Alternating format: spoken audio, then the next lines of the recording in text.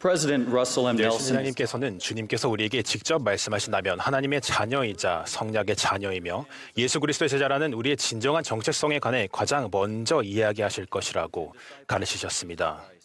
다른 모든 이름은 결국은 실망을 가져올 것입니다.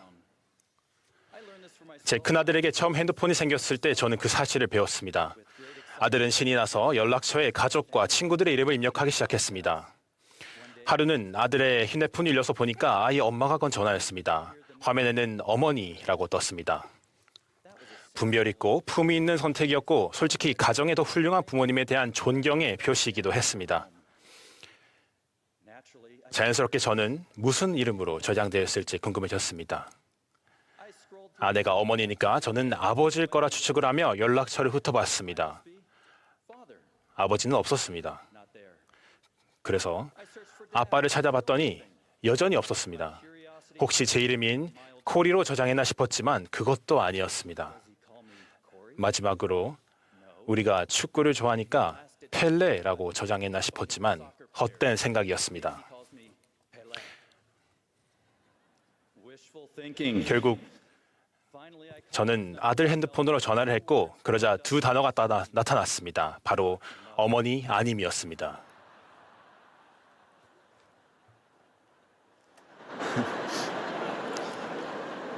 Brothers and sisters, 형제자매 여러분께서는 어떤 이름으로 불리고 계십니까? 예수께서는 당신을 따르는 이들을 아들과 딸, 선지자들의 자손, 양, 친구, 세상의 빛, 성도 등 다양한 이름으로 부르셨습니다. 각 이름은 영원한 중요성을 지니며 구주와의 개인적인 관계를 강조합니다.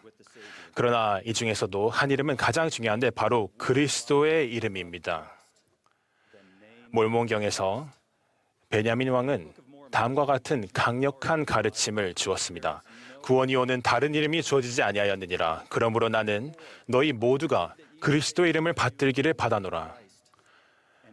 또 이렇게 되리니 누구든지 이를 행하는 자는 하나님의 오른편에 있게 될 것이라. 이는 그가 어떤 이름으로 자기가 불리우는지 알 것임이니 이는 그가 그리스도 이름으로 불리울 것임이니라.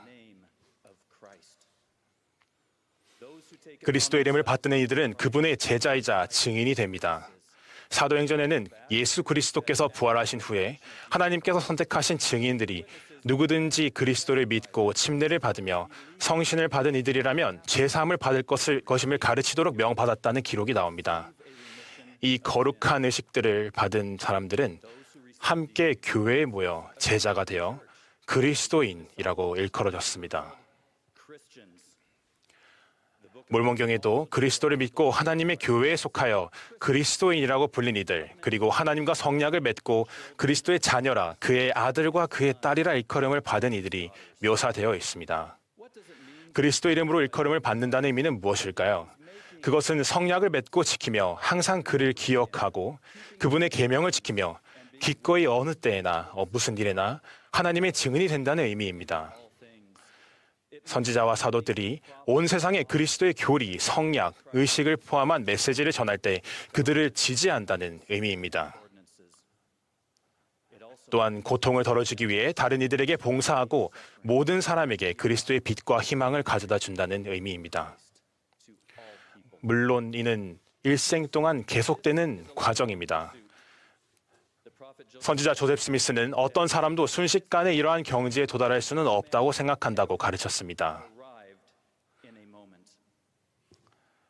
제자로서의 여정은 말씀에 말씀을 더하고 교훈에 교훈을 더하는 노력과 시간이 들기 때문에 우리는 세상에 우리에게 주는 이름에 눈을 돌리기가 쉽습니다.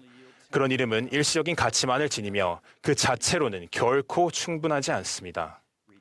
구속과 영원한 것들은 오직 거룩하신 메시아 안에서 거룩하신 메시아를 통하여 임합니다. 그렇기에 우리 시선을 끌려는 목소리와 영향력이 특히나 넘쳐나는 이 시기에 제자의 길을 최우선순위로 삼으라는 선지자의 권고는 시의적절하고도 현명합니다. 이는 베냐민 왕의 다음 권고의 핵심이었습니다. 너희가 그리스도 이름을 항상 너희 마음에 기록하여 간직할 것을 기억하여 너희를 부를 음성과 또한 그가 너희를 부르실 그 이름을 너희가 듣고 알기를 바라노라.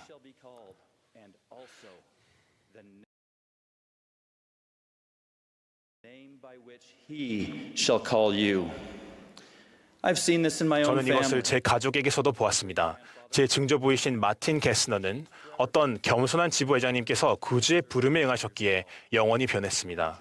1909년 독일은 어려운 시기였고 돈은 궁했습니다.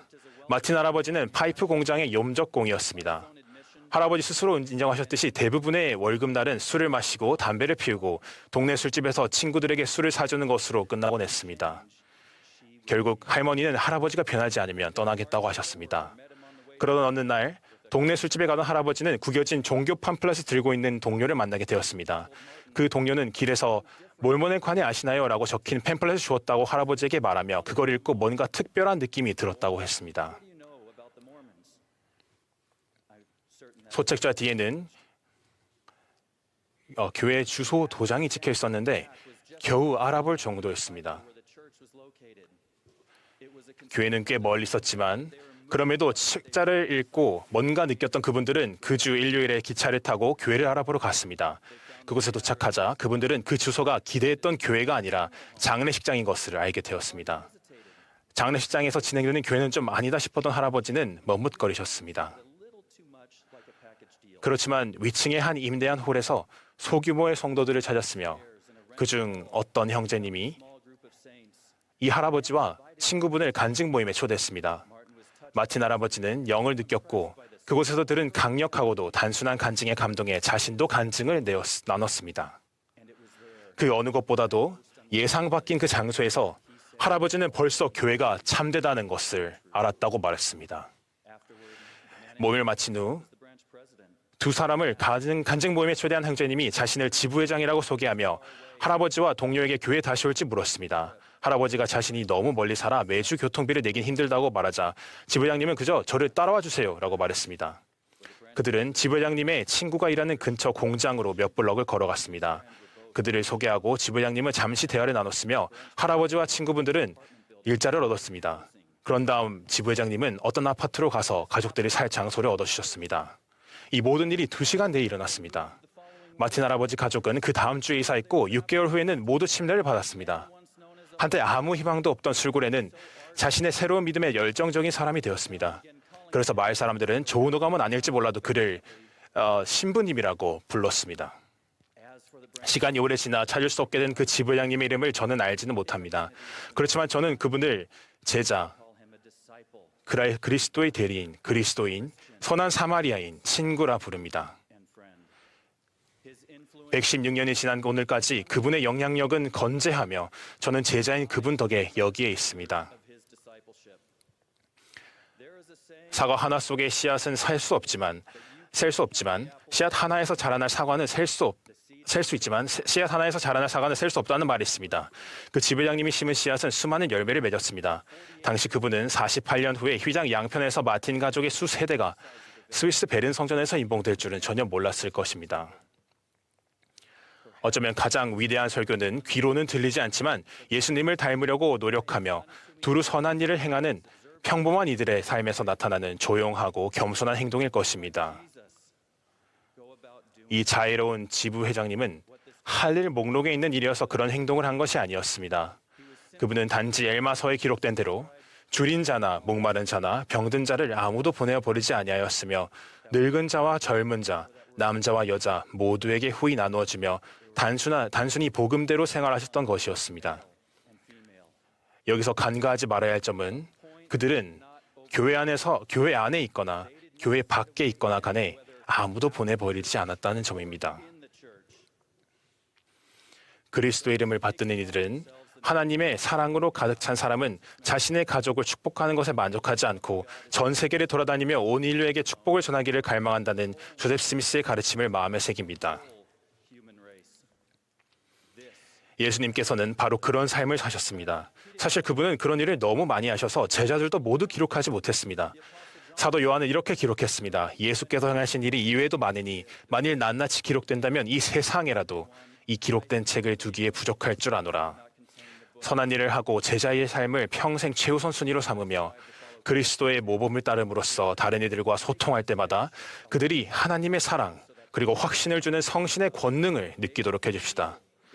그러면 우리는 제 종저부와 다른 수백만의 사람들과 더불어 제자 안드레처럼 우리가 메시아를 만났다라고 선언하게 될 것입니다. 종국의 우리의 정체성은 세상의 기준으로 정의되지 않을 것입니다. 우리의 제자됨은 우리가 받는 의식으로, 우리가 받는 성약으로, 선한 일을 하면서 하나님과 이웃에게 보이는 사랑으로 정의될 것입니다. 넬슨 회장님께서는 참으로 우리가 하나님의 자녀, 성약의 자녀, 예수 그리스도의 제자라고 가르치셨습니다. 예수 그리스도께서 살아계시며 우리를 구속하셨음을 간증합니다. 그분은 이렇게 말씀하셨습니다. 내가 너를 지명하여 불렀나니 너는 내 것이라. 예수 그리스도의 이름으로 말씀드립니다. 아멘.